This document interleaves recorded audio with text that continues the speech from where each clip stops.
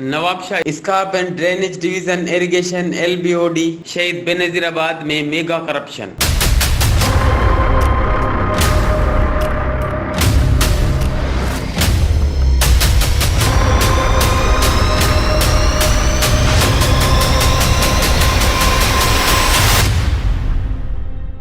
Human rights monitoring cell report मुताबिक SCARP and drainage division Nawabshah जेके सिम नाला ऐं ट्यूबवेल सिम ख़त्म करण लाइ लॻाया हुआ उहे आबादगार ऐं आवाम लाइ अज़ाब बणिजी विया। गुज़िरियल 15 सालनि में जेका बजट सिम नालनि जी सफ़ाई खाटी ऐं रीमॉडलिंग लाइ आई उहा करप्शन जे वर चढ़ी वई। जेके सिम नालनि जे मथां पुलूं क़ाइमु कयूं वियूं उहे तबाह थी चुकियूं आहिनि ऐं कागज़नि में न्यू ऐं रिपेयर ॾेखारियल आहिनि। गुज़िरियल 15 सालनि में मनपसंद ठेकेदारनि ऐं ब्यूरोक्रेट्स कंगाल मां करोड़पति बणिजी विया। जॾहिं त नवाबशाह ईस्ट मेन ड्रीम समेत दौड़ खां बुछेरी तरफ़ ईंदड़ सिम नालो उन खां अलावा लांडी दलेल देरो 60 मेल जमाल शाह खां गुज़रंदड़ सिम नाला पिणु तबाह थी चुका आहिनि जंहिंजी सालनि खां सफ़ाई नाहे थी सघी। जॾहिं सिम नाले जूं पुलूं बि नाकारा बणिजी वियूं। उन्हनि मथां सिम ख़त्म करण लाइ लॻल ट्यूबवेल बि सिर्फ़ु रिकॉर्ड में मौजूदु आहिनि पर तमामु ट्यूबवेलनि में कंहिंजो बि नालो निशान नाहे रहियो ऐं उन्हनि जी मेंटेनेंस जी आड़ में करोड़ों रुपयनि जी बजट बि करप्शन जी नज़र थी रही आहे।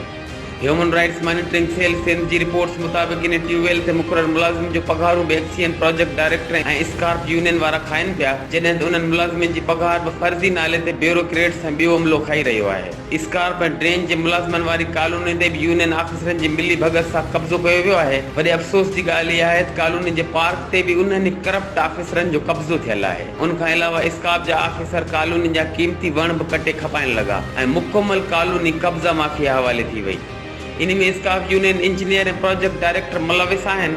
Human rights monitoring cell report मुताबिक़ आबादगारनि लाइ ईंदड़ सोलर सिस्टम ट्यूबवेल प्रोजेक्ट बि मुकमल तौर ते करप्शन जी नज़र। ह्यूमन राइट्स मॉनिटरिंग सेल पंहिंजी रिपोर्ट्स में ॼाणायो आहे त हबीब शुगर मिल्स केतिरनि सालनि खां ज़हरीलो पाणी सिम नालनि में ख़ारिज करे थी जंहिंजो सालाना करोड़ों रुपया स्कार्प इंजीनियर खे रिश्वत मिले थी ऐं हबीब शुगर मिल जे गंदे ऐं बदबूदार ज़हरीलो पाणी अवाम लाइ अज़ाब बणिजी वियो जंहिं करे केतिरियूं ई वबाई बीमारियूं जनम वठण लॻियूं।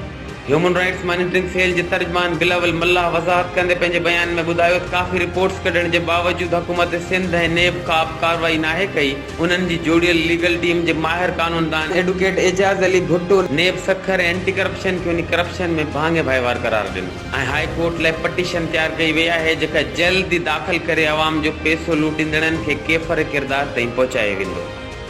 HRJDO न्यूज़ ते इन वक़्त ताईं बसि एतिरो ई।